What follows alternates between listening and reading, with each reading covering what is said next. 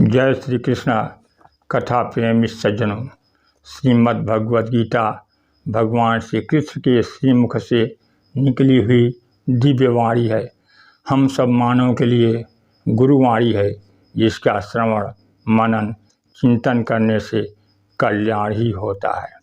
श्री गीता जी में कुल 700 श्लोक है के अंतर्गत 18 अध्याय हैं। प्रथम अध्याय अर्जुन विषाद योग और अंतिम अध्याय मोक्ष संन्यास योग नाम से जाना जाता है। श्रीमद् भगवद गीता प्रथम अध्याय अर्जुन विषाद योग। धृतराष्ट्र उवाच धर्म क्षेत्रे कुरुक्षेत्रे समवेता युषः मामकाः पांडवाश्चैव किं कुरुत संजय। धृतराष्ट्र के मन में महाभारत युद्ध को जानने की जिज्ञासा है। यह जिज्ञासा भगवान वेद व्यास जी की कृपा से है। धृतराष्ट्र आँख से तो अंधे ही थे, पुत्र मोह में अंतर्दृष्टि से भी अंधे थे। महाभारत के भीष्म पर्व में आया है कि जब पांडवों की ओर से भगवान श्री कृष्ण शांति दूत बनकर कौरवों की सभा में गए और अंत में पांडवों के लिए सिर्फ 5 गांव मांगे, उस पर भी दुर्योधन तैयार नहीं हुआ। अब भगवान श्री कृष्ण से कहा, सुई की नोक भर जमीन नहीं दूंगा। सम्राट धृतराष्ट्र सभा में रहते हुए मौन रहे, जिससे दोनों ओर से महाभारत युद्ध की तैयारियां होने लगी। वेद व्यास जी ने धृतराष्ट्र के समीप जाकर कहा कि महाभारत का युद्ध अनिवार्य है, यह होनी है, अवश्य होकर रहेगी। यदि इस घोर संग्राम को देखना चाहो तो मैं तुम्हें दिव्य दृष्टि प्रदान कर सकता हूँ। मन ही मन धृतराष्ट्र सोचने लगे कि मेरे पुत्र कौरव अनीति अधर्म के मार्ग पर चलते आए हैं। पांडवों में धर्मराज युधिष्ठिर हैं, भगवान श्री कृष्ण हैं। मेरे ही पुत्र मारे जाएंगे और कौरवों की ही हार होगी। इसलिए धृतराष्ट्र ने भगवान वेद व्यास जी से कहा कि हे ब्रह्मर्षि श्रेष्ठ, मैं जीवन भर अंधा रहा, अब मैं अपने ही कुल का संहार अपने नेत्रों से देखना नहीं चाहता। हाँ, युद्ध की घटनाओं को भली भांति सुनना अवश्य चाहता हूँ। वेद व्यास जी को तो पता ही था कि युद्ध से पहले भगवान श्री कृष्ण अर्जुन को गीता का महान उपदेश देंगे। अतः उस दिव्य गीता उपदेश को धृतराष्ट्र के कल्याण के लिए धृतराष्ट्र के मंत्री महात्मा संजय को दिव्य दृष्टि प्रदान किए और धृतराष्ट्र से बोले कि संजय तुम्हें युद्ध का सारा वृत्तांत सुनाएगा। यह दिव्य चक्षु वाला हो गया है, युद्ध की समस्त घटनाओं को प्रत्यक्ष देख सुन जान सकेगा।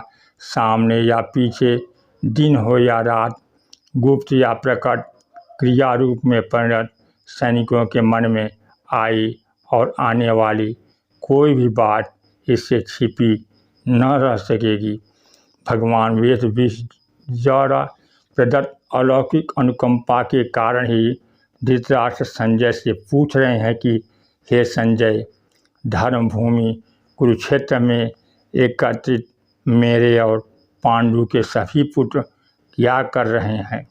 संजय धृतराष्ट्र को बतला रहे हैं कि हे राजन, युवराज दुर्योधन व्यूह रचनायुक्त पांडवों की सेना को देखकर आचार्य द्रोण से कह रहे हैं कि हे आचार्य, आपके बुद्धिमान शिष्य द्रुपद पुत्र धृष्टद्युम्न द्वारा व्यूहाकार खड़ी सेना में बड़े बड़े धनुर्धर अर्जुन, भीम, अर्जुन के समान शूरवीर सात्यकी, विराट, महारथी द्रुपद, धृष्टकेतु, चेकितान, बलवान काशीराज, पुरुजित, कुंती भोज, मनुष्यों में श्रेष्ठ शैव्य, पराक्रम युधामन्यु, बलवान उत्तमौजा, सुभद्रा पुत्र अभिमन्यु और द्रौपदी के 5 पुत्र हैं।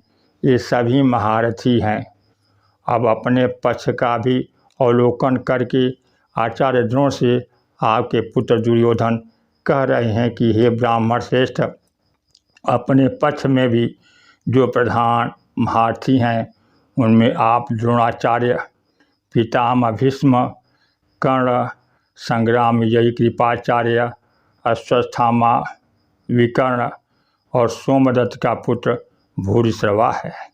इसके अतिरिक्त अनेक शूरवीर हैं जो अस्त्र शस्त्रों से सुसज्जित हैं, युद्ध कला में पारंगत हैं।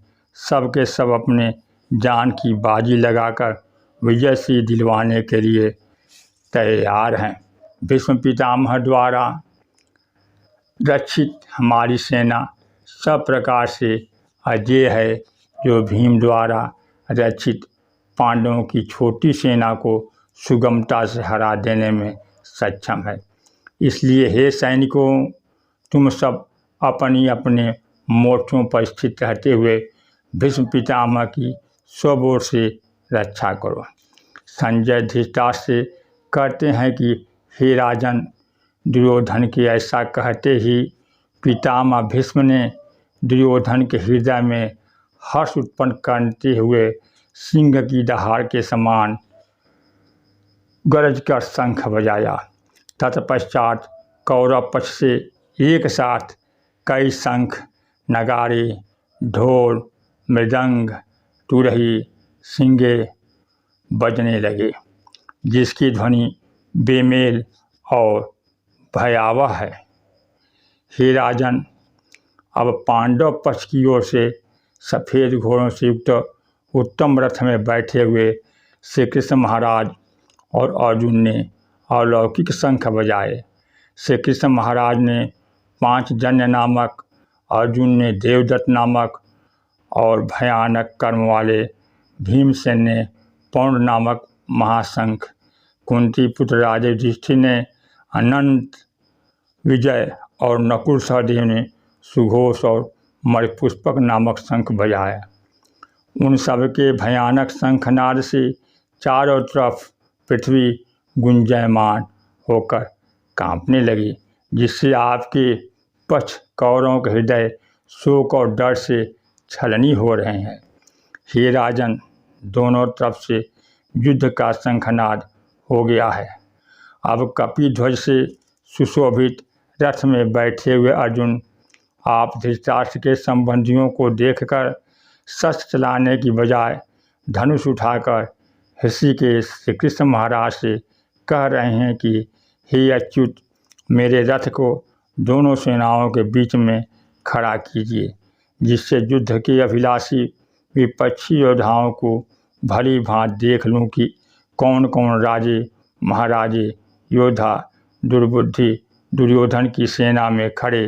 ये सब संजय धृतराष्ट्र के कहते हुए कह रहे हैं कि अर्जुन के ऐसा कहने पर श्री कृष्णचंद्र ने दोनों सेनाओं के बीच में भीष्म पितामह, द्रोणाचार्य और संपूर्ण राजाओं के सामने उत्तम रथ को खड़ा करके कहा कि हे पार्थ, युद्ध के लिए जुटे हुए इन कौरवों को देख।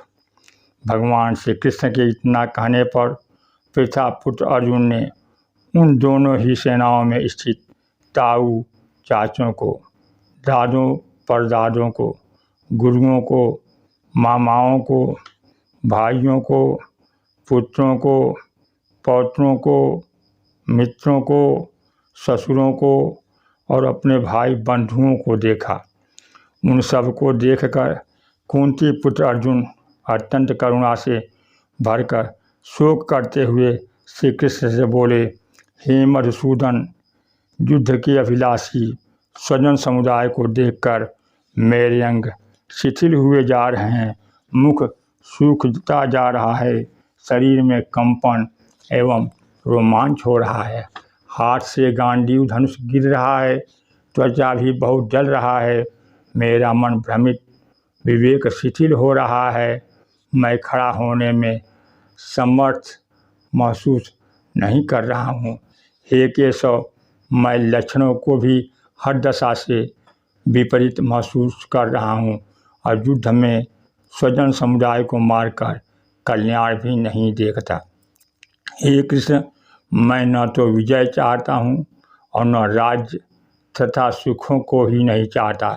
हे गोविंद, हमें ऐसे राज्य से क्या प्रयोजन, जिसे पाने में गुरजन, ताऊ, चाचे, लड़के, दादे, मामे, ससुर, मित्र, पौत्र, साले, संबंधियों को मारकर खोना पड़े। हे जनार्दन, धृतराष्ट्र के बुद्धिहीन आतताई पुत्रों को मारकर पाप ही लगेगा। अतः हे महाधव, कुटुंबियों के नाश हो जाने पर कुल के नाश होने का दोष लगेगा। कुल के नाश से सनातन कुल धर्म नष्ट हो जाएगा। कुल धर्म नष्ट होने पर पाप की वृद्धि हो जाएगी, जिससे धर्म कर्म से रहित अवांछनीय संतानें होंगी। पितर जल तर्पण पिंड से वंचित हो जाएंगे और अतृप्त होकर अधोगति नरक को प्राप्त होंगे। हे जनार्दन, हम लोग बुद्धिमान होकर भी राज्य सुख के लोभ में स्वजनों को मारने के लिए युद्ध भूमि में खड़े हैं। यदि मुझ शस्त्र रहित और सामना न करने वाले को शस्त्र हाथ में लिए हुए धृतराष्ट्र के पुत्र रण में मार डालें तो वह मरना भी मेरे लिए अधिक कल्याणकारक होगा। अर्जुन के मुख से ऐसे वचन सुनकर संजय धृतराष्ट्र से कह रहे हैं, हे राजन, रणभूमि में शोक से उद्विग्न मन वाले अर्जुन इस प्रकार कहकर बाण सहित धनुष को त्याग कर रथ के पिछले भाग में बैठ गए हैं। इस प्रकार संजय की दिव्य दृष्टि प्राप्ति सहित श्रीमद् भगवद गीता में श्री कृष्ण अर्जुन संवाद में अर्जुन विषाद योग नामक प्रथम अध्याय पूरा हुआ। दोस्तों, कृपया अगर चैनल पर नए हैं, वीडियो पहली बार देख रहे हैं, तो कथा वीडियो को लाइक, सब्सक्राइब, शेयर करते हुए जय श्री कृष्णा कमेंट करना न भूलें, जिससे शनै शनै गीता, मानस, पौराणिक कथाओं के रसपान का आनंद मिलता रहे। जय श्री कृष्णा। राधे राधे।